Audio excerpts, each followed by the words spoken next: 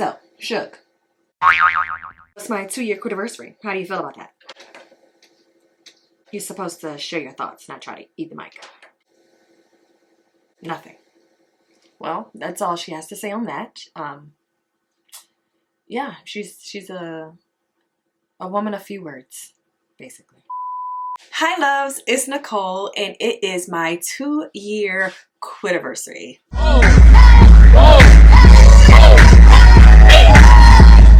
So let me start off by saying this has by far been the best decision I have ever made. We just gonna be loud in the background? Okay, cool. It has been an amazing, fun, exciting, yet unexpected journey thus far. For those who do not know, I quit my job in December of 2021. There are a plethora of videos where I share my workplace bullying experiences. They're in a playlist, so you can go back and watch those, get caught up. But I quit. Hey!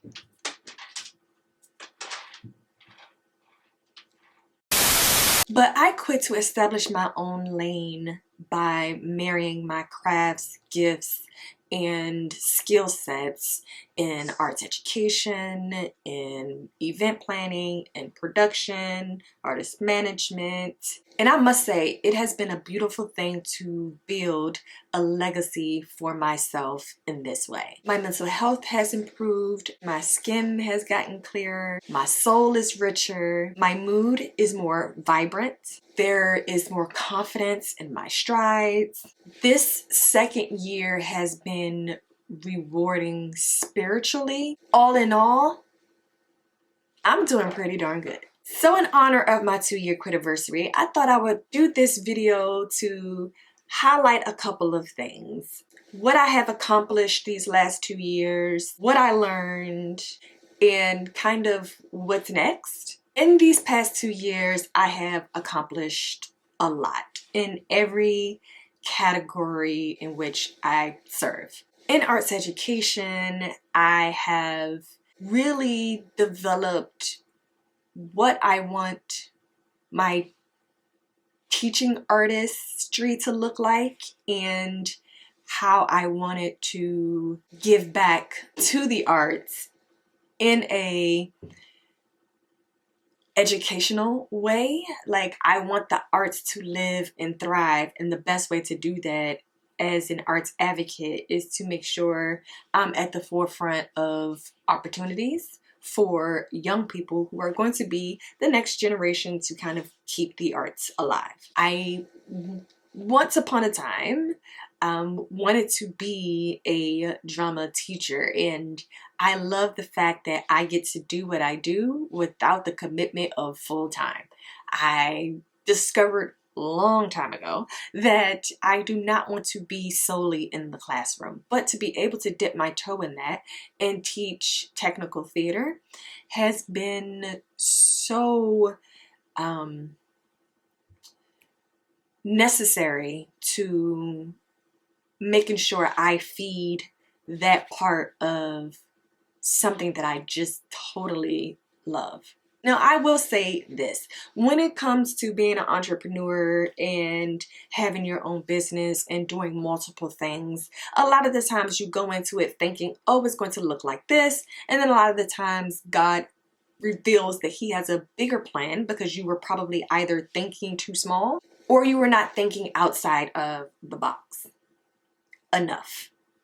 In essence, you're shortchanging yourself by thinking it can only look this particular way and you can only accomplish yet but so many things until you actually get out here and you try. When it comes to events, I've kind of been a part of a lot of things. I've done a couple of weddings and other like functions, and I will say that I've learned how I want that to look. When it comes to weddings, there's a certain level of commitment I know I can give. And then there's a certain level I know I cannot. Weddings are a lot, and that's somebody's big day. And so I discovered that my realm in that is day of coordinator. I can come in and make sure that you have the experience and the day that you want, whereas I don't have to commit to fully planning someone else's vision. I just come in, implement it, make sure that it looks exactly how they wanted it, envisioned it, and that's rewarding. I've shared this before. I'm a three-dimensional person, so it is no surprise that I love different things, and I am excited that I have learned how to bridge the gap between all of them so that my soul is fed with being able to do something that I love and enjoy and be paid for it. Then, of course, on the production, artist management side, a lot has gone on. I have toured Brazil. I have participated in a lot of different types of productions and performances and videos, and those have been fun. You know, I've learned a lot in terms of how to navigate managing folk and participating in certain types of productions. There's a multitude of things that I do in terms of production and managing folk, and again, that totally looks different than what I had envisioned, but I said it before, I'll say it again. It has been rewarding to be able to contribute to somebody else's legacy in that way as well. So let's get into what I have learned, because I have learned a lot these last 2 years. Someone said, if you do something and do not get paid for it, it's a hobby. And we are not hobbying over here. However, there are moments that I feel that it is necessary for me to give back and or do things for low pay or no pay. But that is within reason. Time is money, and I have never been the money hungry type. Hence, therefore, though, the main thing that I have learned is that I have to make sure that I protect my brand, my entity, my work ethic, my skill sets, my mindset. And sometimes when you openly allow folk to capitalize on your abilities and not compensate you for it, no matter how good your heart is and no matter how good the cause is, it kind of diminishes your brand, your name, your legacy. I had to learn that I now come with a price tag. And I have to, because by not having monetary gains affiliated with my work, I am suppressing and hurting myself. Furthermore, one of the main things is that just because someone has access to you doesn't mean they deserve to have access to you without making sure that that access is garnered by pure intentions or respect. Just simple respect. With that being said, I had to learn to set boundaries because people out here will test you. There has been some hiccups and eye-opening moments, and everything is a learning experience. So I am appreciative of what it is that I had to learn. I am not so happy about what I had to go through to learn the lesson. At the end of the day, everybody wants a manager. It looks good. The name sounds good. But I learned that a lot of people don't want to put in the work that it requires to be managed. I can't manage what's not there. If you're not actually out here doing things, there's nothing to manage. But there are a lot of people who want to have a manager for namesake, basically. Because for them, it's a badge of honor to put it on their social medias or what have you, that they have a manager. So it all kind of goes back to intentions. Me making sure that the intentions of those that I have retainers for or with, that there's actual work to be done. I like to work, you know what I mean? I like to make people look good. Like, that is what I like to do. And there are certain people that I could never make look good because they're just not good people, and they're not actually out here doing good things, or they're putting up facades, particularly for social media, utilizing my name, my brand. And I had to learn the hard lesson of just making sure that I connect, engage, partner, collaborate with people that I have soul ties to, mental ties to, professional ties to, that is of shared value. On a different note, I had to learn what was of value, like social media presence, a website, business cards. Like, these were all the things that, in the opinions of others, I needed. You have to have social media. You got to have your business cards. You have to have a website.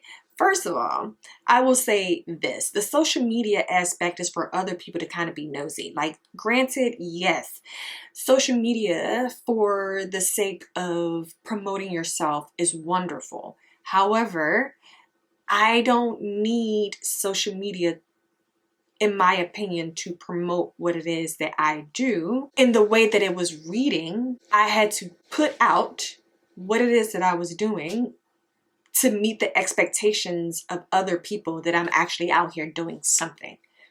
If you don't see it, then it doesn't happen. And I do not necessarily live that way. I am a more private, reserved person. I like to move in silence. And so social media was really giving me a lot of anxiety about doing the things that I was doing, being present with the things that I'm doing, and feeling like I need to capture things for the sake of others for social media purposes. When it comes to business cards, you folk not reading, you know, you don't really care. It's cute, but it's not necessary. When it comes to a website, I have one. But again, how many people are really checking for that when they're really more so focused about the social media part? And I've already shared my thoughts on that. So learn the lesson in terms of what's valuable, what's necessary, and what's not. I put in a lot of effort, but being somebody that moves in silence and is behind the scenes, I'm a lot more comfortable in this space. And I am learning to be more forward facing, even though that breaks me out of my comfort zone. There's this mental thing that I have about sharing or oversharing that feels like it could be perceived as bragging. But at the same time, I'm supposed to do the work. I shouldn't be focused on how others are going to be receiving it. I have to get past that. That has been something that has always been an issue for me, which has been why I have been in the background and comfortable being in the background. Again, I like making other people look good, but I don't have to help them look good in front, you know? But I'm learning that a lot of my work I'm not necessarily getting credit for because I'm not making sure that I put my name on everything. Like, that will probably be another lesson that I learned. Put my name on everything. My name goes on everything. It goes on everything. And there was a moment where it was like, I don't need to be seen. And I still do not need to be seen, but people need to know who's behind certain things. Back to my point of wanting and then loving making other people look good. There is a time where people will run with looking good and not making sure they pay respect to or acknowledgement to the people who helped make them look good. And hence, therefore, if I am not promoting myself and putting myself out there in respectful and charismatic ways, then I'm only doing a disservice to myself, because we are our best advocates and I need to advocate for myself more. Let me just add this tidbit. One thing I dislike, taxes. The taxes ate your girl alive this past year. Uncle Sam is not respectful. He's just disrespectful to small business owners and took all my monies basically. And I did not like that.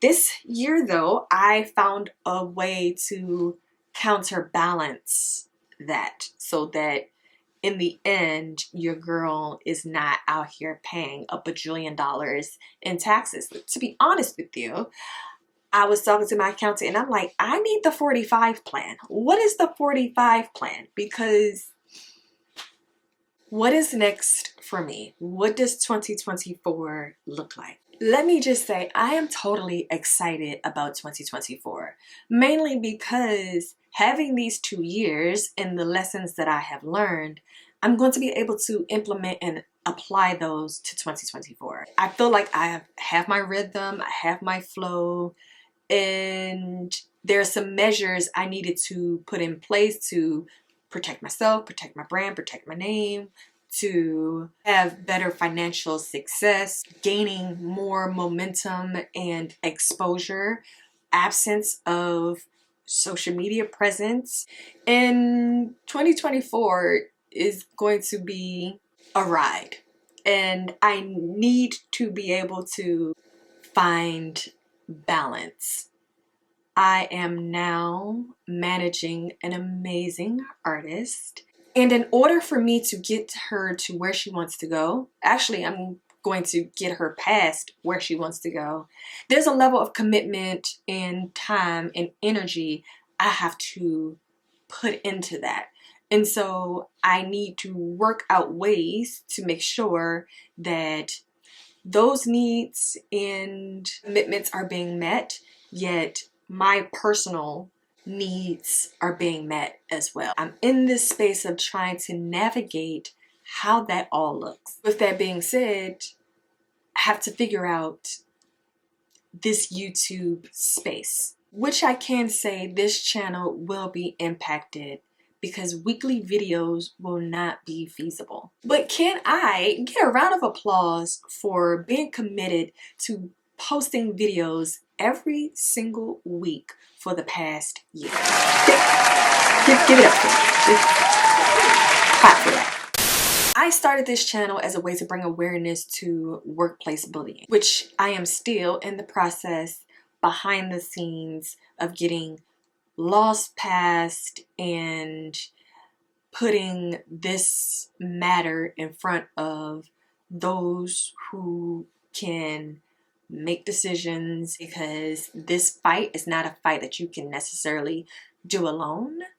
And I'm still working, but I did shift this channel to incorporate more of an uplifting aspect because, and again, you can go back and watch my previous videos on workplace bullying. Those videos are very intentional and very necessary. And that was a time that served me for what it needed to do for me personally, mentally.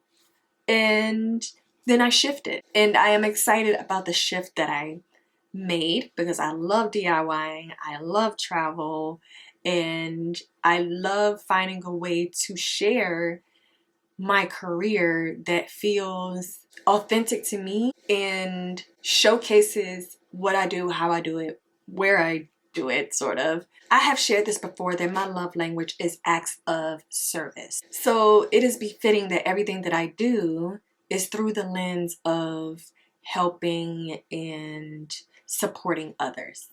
However, I have to make sure that I dedicate time to pouring into myself. That is going to be key in 2024. Having a balance where I tend to my personal needs, make sure I maintain my level of creativity, and I have to find ways to make sure that I'm giving to others and I'm also giving to self. 2024 is about balance, basically, and new opportunities and expanding myself, pushing myself, and boundaries. it's important. It's necessary. And that is what I'm really going to take into 2024, which is self-advocating for Nicole and her business, Legacy Exchange Arts Group. Leap. I am so excited for what is to come. When I sit and I look back over these last 2 years, I am proud of myself.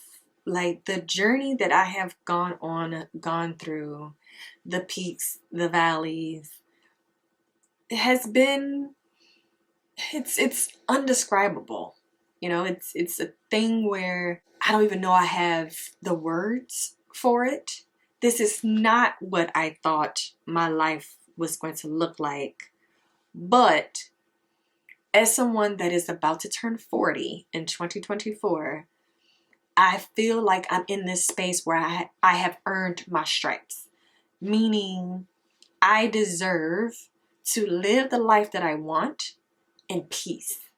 And establishing peace, living in a space of peace, I crave for it now. I have earned coasting the rest of my life. What once scared me about not having the security of a 9-to-5 has dissipated because of peace. With that being said, I hope that 2024 brings you peace, and that it opens your eyes to whatever you need to eliminate so that you can invite peace. So there's that on that. And yeah, hopefully you guys stay for this journey that I'm about to take in 2024, even though I'm not 100% how that's going to look YouTube wise, but I'm still going to create because that's a personal goal I am setting for myself. And that just means that the timetable that I have given myself may not be what it once was with weekly uploads, but I will still have a presence in some form or fashion once I work out how that is going to look for me. That's my 2-year Quitiversary update. And of course, let me just say, if no one told you today, let me be the one to say, I love you. Bye. 2024, here I come. I'm ready. I'm excited for it. I'm open to it.